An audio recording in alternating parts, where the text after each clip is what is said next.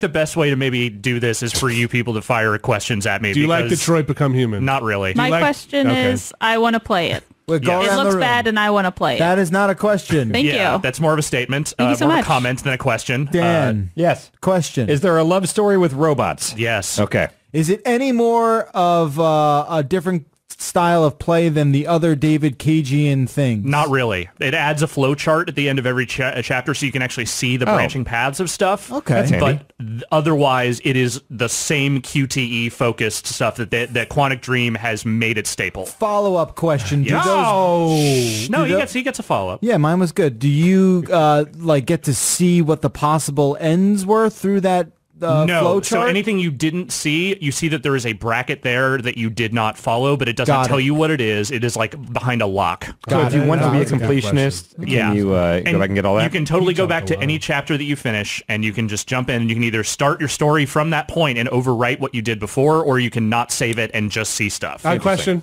Yes. Let's raise hands. I'm gonna call on Vinny here. Hi, Vinny. How's it going? Hi, Vinny from Giant Bomb. Hi, how's it going? Why don't you like it? Okay. So You did it. Yeah, I did. Put my hand down. It's going to be a long one. there's Here's go get a sandwich. there's a handful of things. The setup for that game was a little better than I thought it was going to be. You know, I mean, I think there's a lot of reason to be suspect of David Cage writing. There are numerous examples out there in the world of him not doing a great job when it comes to emotional underpinnings of stories and kind of adding weight to the very dumb things that he likes. Sometimes undermines his very noble efforts. Well, maybe noble's not the right word. Undermines the efforts to make a very serious tale with some real clunkers. Undermines is a charitable way of describing it.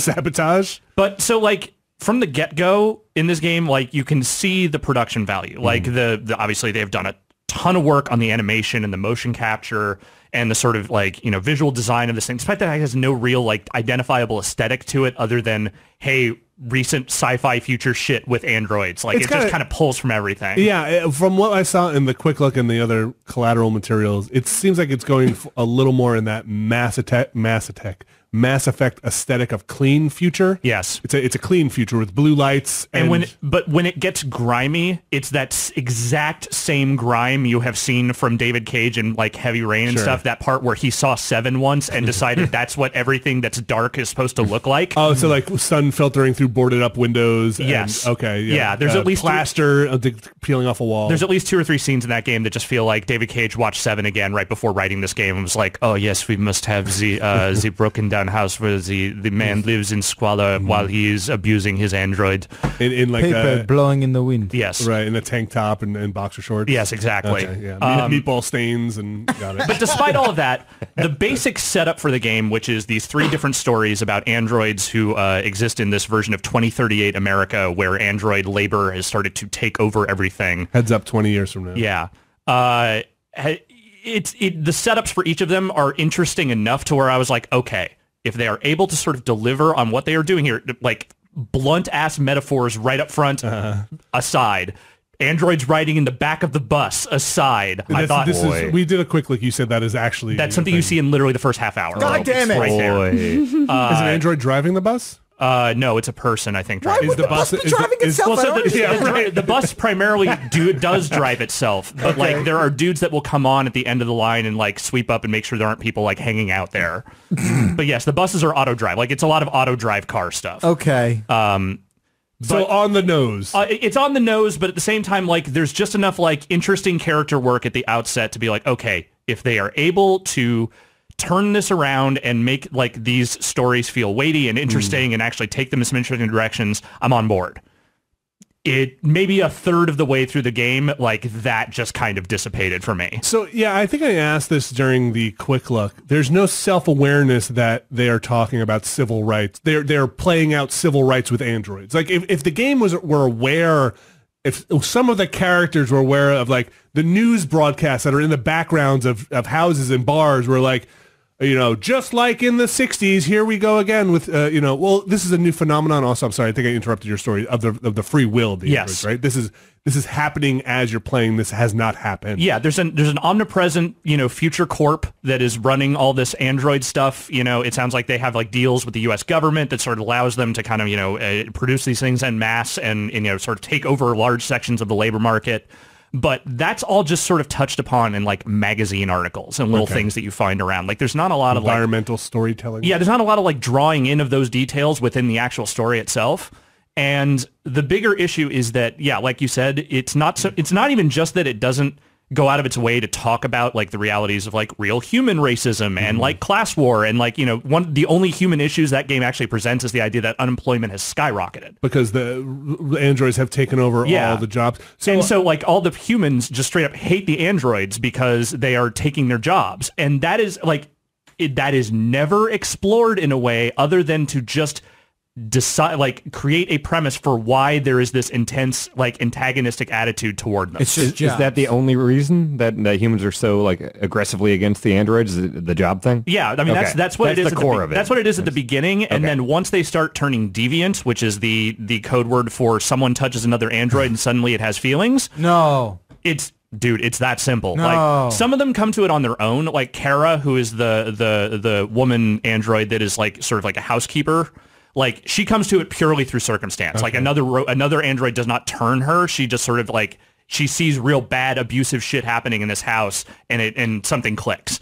But like for a long stretch of the game, Marcus, who is sort of like the rebel leader of a lot of that story, he was literally just walking up to androids, touching them, and be like, "You're free." No. And I can't wait for the supercut of like you've got the touch playing and slow motion touching. And then at some point it turns from touching to pointing, and they're just like, "Hey, you. You're on the team." Oh, really? Oh, you're on the team. So this goes into another thing that we talked about. I don't mean to nitpick a fiction I know nothing about, but this invites it. Yeah, I feel like it's asking they're not for it. necessarily. There's not a lot of talk about them being on a grid or kind of a communication relay because they can obviously connect to things with the little blue or Okay, there's a lot of stuff. There's a lot of tech in it that doesn't make any fucking sense because it's completely inconsistent. Because they seem to be able to lose androids and not be able to find them once they walk out a door. Yeah, as far as I can tell, there's no... We didn't account for that. Like, I can go on my computer right now. If my phone got stolen, it could be tracked into another country. My phone knows where I am more times than I do at this point. Like, but I don't tell my phone where I am. My phone tells me where I am. But for this hokey ass story to work, they have to basically decide that, you know, once they become deviants, all they have to do is pull the LED out of their head, and suddenly no one will ever know they're an android. See, I can't play this game. And so we did in the quick look. You were saying that, and I kind of thought you were being flip about it. But then the somebody in the thing literally pulls the little blue circular thing off their head, and then the skin just regrows immediately, and it doesn't seem like there's any negative effect to have done that. Why would they make the tracker so accessible to the android? I'm not even sure that's the tracker. It's just an identifying mark. It's just a sticker. But they also wear jackets that just say Android on the back. They're not supposed to says Android? It says Android. This game's not getting But I think you're supposed to take those off if you don't want to be an Android. I don't know. Anyway, I haven't played the game. Just going from the quick look stuff, it to me, the setup and the presentation, like you said, looked really good. And they actually, Clancy Brown and the acting seemed good. Lance Henriksen is not so great, but he has a limited role. And like I love him. I just wish he didn't sound so bored and tired through most of this game. But did you say he doesn't play an android? He doesn't play an android. Lance Henriksen? Yes, of the Alien movie fame. Like his most famous thing is being an android? Did you get every ending? I have gone back and seen a couple of the other ways things could have gone. So you can't say for certain at the end he's not ripped in half and crawling across a... No, he plays a disabled artist who's in a wheelchair. Like, and the whole point is that his artistic mind is what helps awaken Marcus and sort of lead him toward a path other than just what he's programmed to do. Like he feels like the self-insert character for David Cage, like the benevolent artist who sets this whole thing in motion. But so just to quickly go back to what I was saying before. No, it's okay. The problem with this is that it has no idea what human society is like outside of their animus or love of androids. Like everyone in this game who is not an android character is either like a complete saint or a fucking ghoul. Like there is no room for middle ground anywhere in there. And when they do start to touch on human issues here and there, like, you know, like the existence of racism prior to this, it's in the most tossed off and just miserable way possible. Like there's a screenshot going around, I think from the Kotaku review, where there's like a part where you're as Marcus, you're kind of leading a not necessarily a riot, but definitely like you're breaking a bunch of androids out of a CyberLife store. You're kind of creating. It's the thing you saw at E3. Okay. Yeah. So you go through that, and one of the slogans you can like digitally spray paint on the thing is "We have a dream." There is no reference at any point to the fact that that is a Martin Luther King thing, or, you know, that there's an existing civil rights movement that this is sort of playing off of. It is played as if this is an original slogan that was invented by the androids. So I think that's been my problem with the lead up to this game in going to a couple of E3 events, and there's been, and it isn't whole cloth, but I've just gotten the sense that there's not a lot of recognition that this is referencing, like the team and the people that have given them presentations don't just kind of say, hey, we're building off of a lot of these other things and these references in the game. They kind of have, to me, gone out there and presented like they are coming up with this whole cloth. Like, that they have a, hey, wouldn't it be interesting if you saw a piece of fiction about androids that maybe want to cross a line and be human? We've done that. But it's also appropriative in a way, like the way that they sort of apply it and the way that they sort of reference it. It like you said, it feels very much like they are trying to present it as if they have invented these ideas, which is not cool. Like the one time in the game they actually reference the concept of human slavery is in a chapter called Railroad, where you meet a saintly black woman who is apparently running an operation where she is shepherding wayward androids across the border into Canada. What is At which point she's having a conversation with Kara, and she's like, you know, at one point my people were treated as less than human too. And then it is never mentioned again. Huh. And wait, that's it? That's it. That's the reference to slavery in the game that I saw. There was no other mention of it anywhere in the game. Who other than android slavery? Who is making money off of the robots?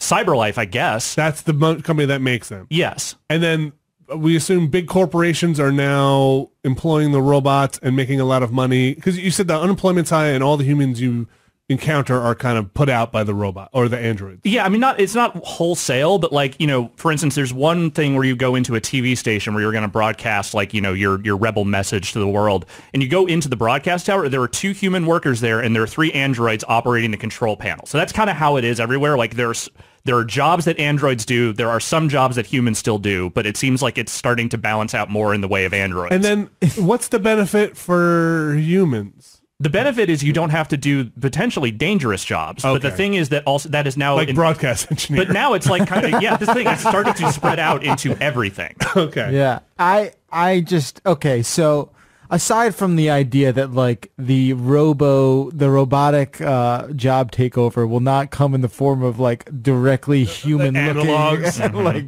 and human acting in a way, like even before they turn deviant, some of the performances of androids in this game are wildly inconsistent. Like the guy who plays Connor, who's like the cop robot, is probably the best. Like he has a good delivery that feels like it's the result of machine learning, like responding to you as opposed to just a person having a conversation with you. Right. But like the way that the sort of like the awakening is sort of spread around and the frivolity with which it is sort of like treated, it just doesn't, like, there's no internal consistency to any of it.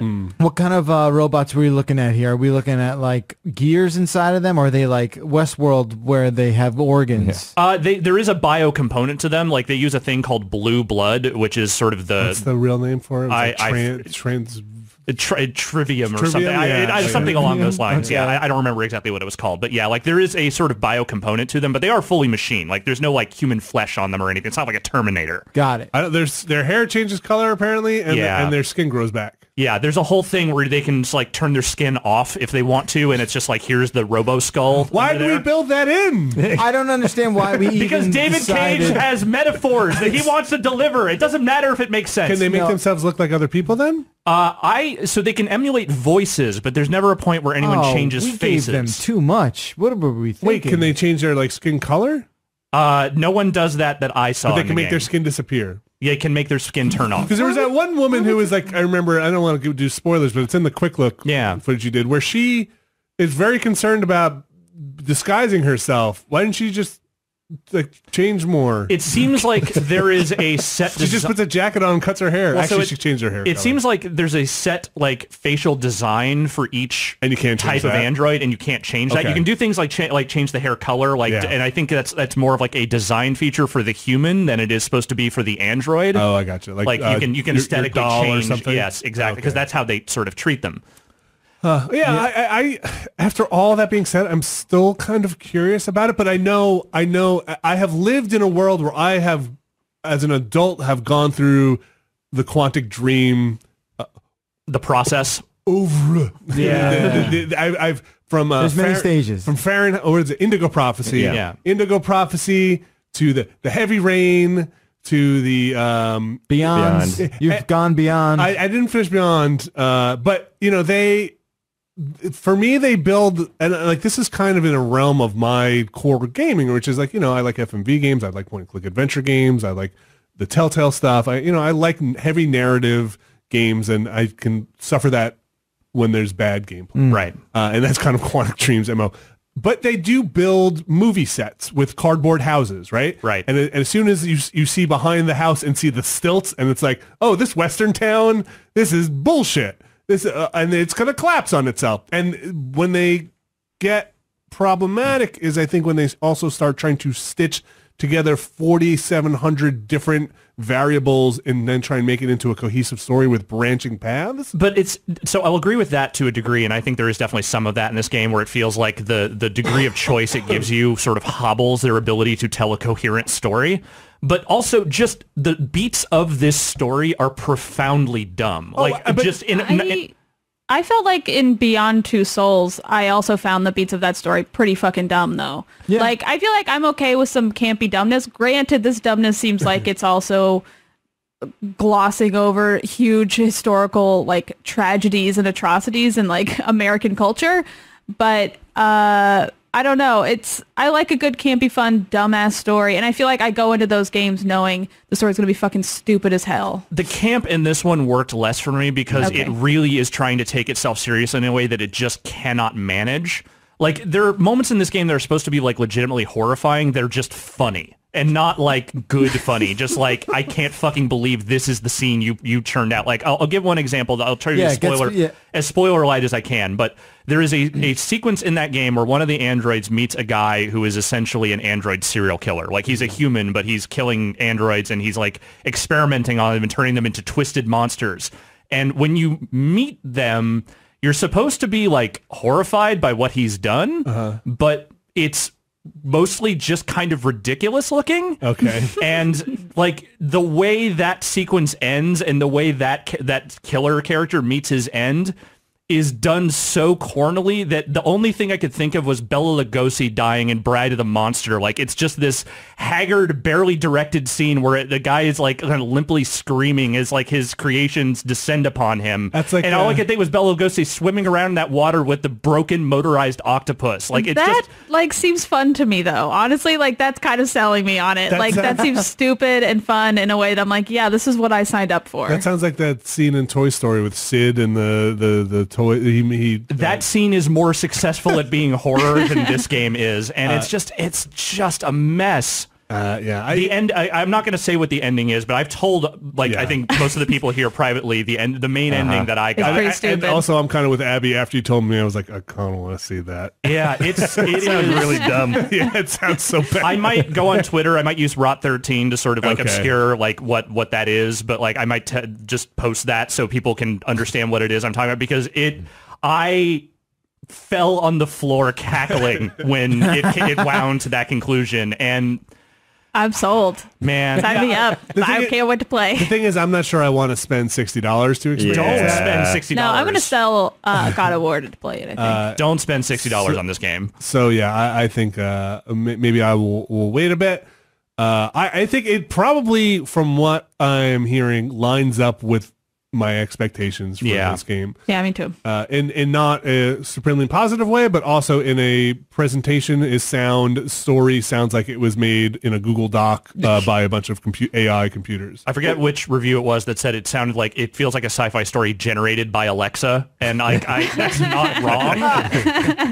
Credit to whoever you're it was. just selling me on it every time you talk about it. Here's the thing, like this game, by all accounts, sounds very expensive looking. Oh, right? It's incredible. It looks really good. Yeah, From what we saw in the quick look, it looked really polished. All the characters look great. Like, it seemed like it played pretty well. So my question is, like, do David Cage games sell enough to justify throwing this much money at him by Sony? I don't know that Beyond did, but I'm pretty sure Heavy Rain was one of the bigger sellers on PS3, which is, I think, why that guy kind of has carte blanche to do what he wants. Yeah, and I mean, yeah. It's why they keep throwing money at these fairly inept scripts, and like, you know, why... Even as we are finding out, you know, like potentially about some of the like, you know, the more grim aspects of working at Quantic Dream based on like, you know, the allegations that are made against the studio and the fact that they're fucking suing outlets now for reporting on it, which, God damn it. But like, that's the thing. Like, I am still kind of genuinely mystified by the willingness Sony has to just fire hose money at this dude. I wonder what that relationship is. Are they second party? Are they? My understanding is they're second party. So you think Sony uses them to kind of explore technology? Because they do explore a lot of the facial recognition. Like they're just like a labs kind of like, hey, make a game in the process. One, you know, we'll give you money, almost R&D money. Because remember they did that thing with the old man face. I wonder if then that technology gets dumped back into Sony proper and they can use it across other things. That's an interesting way to look at it. Didn't they make that casting call demo in the early E3? Well, remember PS3 Heavy days? Rain before that was that scene with the woman in the kitchen. That's only the casting call thing where it's that lady talking to the camera and everything, right? Yeah, okay. Yeah, no, and that's the thing is like purely as like a technology thing, like I would understand it. Like if this was just a wet work studio that just produced like, you know, new technology or new techniques for motion capture and, you know, facial design, all that kind of stuff, like, sure. But they're just letting him make these games with what I assume are fairly large budgets. They've got a cast, and they are hiring known actors and good actors at that. Though I will say it is interesting that there have been no repeat actors in any David Cage games, as far as I'm aware. It's just look at that picture of Ellen Page and Willem Dafoe sitting next to him. It's weird. I can't imagine why. It's almost like as if some of the actors have hostile relationships with David Cage. Actually, this came from a tech demo too, because I remember sitting in some GDC talk. It's one of the extras on the game. Yeah, it was like Kara or something, right? It was this like robot. Yeah. So I do, you know, it's impossible for me to say. It's pure speculation, but you know, some of that stuff. Every game that has come out since Indigo Prophecy has been technologically, at least, pretty impressive in terms of motion capture or facial animation, and that stuff seems to be a little bit ahead of where the rest of the games come out, like Until Dawn and stuff like that. Seem to the Quantic Dream stuff seems to be ahead a little bit, and those games take about 4 years, I'd say. It seems like it.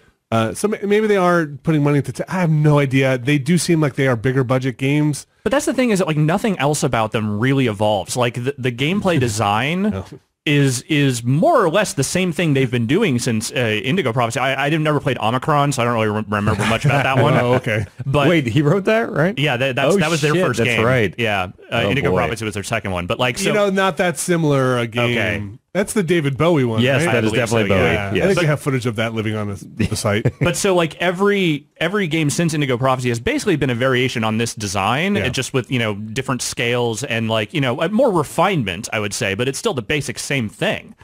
And the writing, the only thing I'll say about him from game to game that I can tell is that like some of his more insane writing tendencies have maybe been reined in slightly. In that at no point in this game do you fight a personification of the internet or anything like that. Like that doesn't happen. There's no internet ghosts to fight. Well, that's a bummer. Yeah. Missed opportunity. No giant hallucinogenic ticks and... If there was a game for it, I feel like you fight the internet in this game. Yeah. But it's also what makes like the things like the ending of this game seem even more ridiculous is that he's clearly trying to do something that's a little more grounded in reality. Ripped from the headlines. But it is also just the most cornball, hokey shit that oh God. All right. We should probably stop talking about Detroit now. We have a quick look up on the site. Yes, we do. You still want to play it? I want to experience it. Alex turned me off in a way with maybe some of like the corn and like the real inconsistent sort of futurism stuff that would probably bother me on a level that I wouldn't be able to handle. But that being said, there's a thing about, all right. You've all seen that chase sequence in Heavy Rain where the guy fails every prompt. Yeah. It's probably one of the funniest video game movies I've ever seen. Very good. And it's only because of the magic of Quantic Dream and David Cage. And that's what kind of makes me want to go back in there. So you should just watch this game.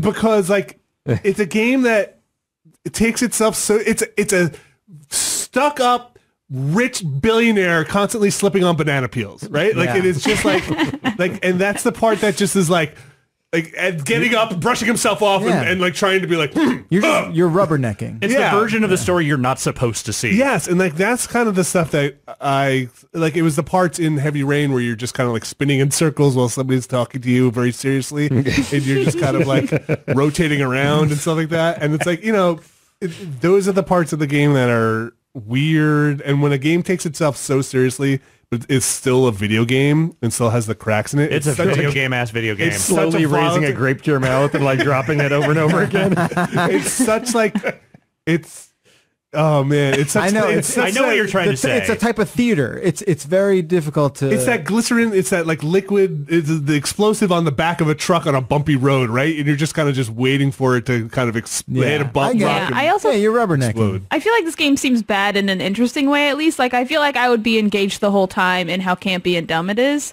Whereas I feel like I've seen other games that's just like bad in a boring way. Like, I feel like with this game, it's like, yeah, I know what to expect. I know they aren't going to handle most of the story beats well.